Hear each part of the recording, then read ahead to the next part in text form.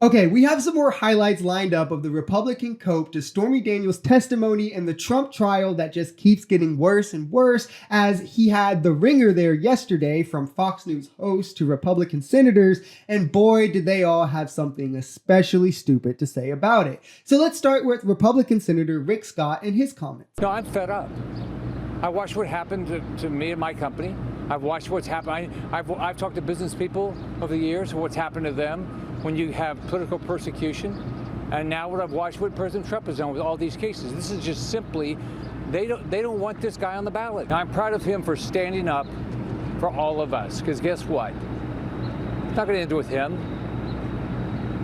They can go after any one of us if they want to, and you do not have the resources to do it. Now, Rick Scott is using the typical strategy of fear-mongering and, oh, if they can go after Trump, they'll go after you too, which isn't true. I mean, if you do something as illegal as Trump, yeah, they'll go after you the same way they went after him, which might be why Rick Scott is actually so upset here. See, he acquired a company called HCA, or Columbia/HCA, which at one point was the largest single for-profit healthcare company in the world, in history. And if you don't think he's terrible for profiting off of healthcare like I do, well, he also used that company to commit the largest Medicare fraud in history, over $1.7 billion, robbing patients, old people on Medicare, by the way, of their money and insurance, and he settled for it, paying over $600 million. So, I mean, he definitely did it. He can't say he didn't. And in his deposition for this, he pled the fifth more than Trump did himself, pleading it over 75 times, refusing to even confirm his own signature. Most telling about the testimony today was that this was a masterclass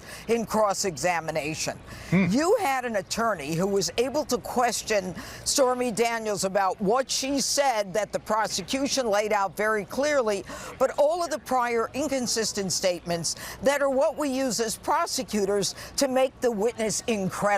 Now, to be clear, no, it was not. The defense had a better cross-exam at the end of Tuesday, if we're being honest, but Thursday, they dug themselves in a hole and largely just humanized Stormy, something you don't want to do if you're the defense. At one point, Trump's lawyer tried a silly gotcha moment that just made her seem completely out of touch, trying to claim that because Stormy does adult films, she knows how to fake sex. To which Stormy replied fiercely that the sex in the films is real, just like what happened to her in that hotel room. Which, I mean, Jesus Christ, that is a stake in the defense's heart, where Trump's lawyer went on to say, oh, well, if you're in adult films, wouldn't you not be shocked by a man spontaneously undressing himself in front of you and then sitting himself on the bed to kind of like, you know, force himself onto you? Which, do I really need to explain why adult film stars can still fear sexual assault happening to them? But to Jeanine Pirro, I guess this was a masterclass and not humanization. Probably because she just feels, oh, they called her an adult film actress 20 times. They brought that up enough. That'll definitely damage her credibility.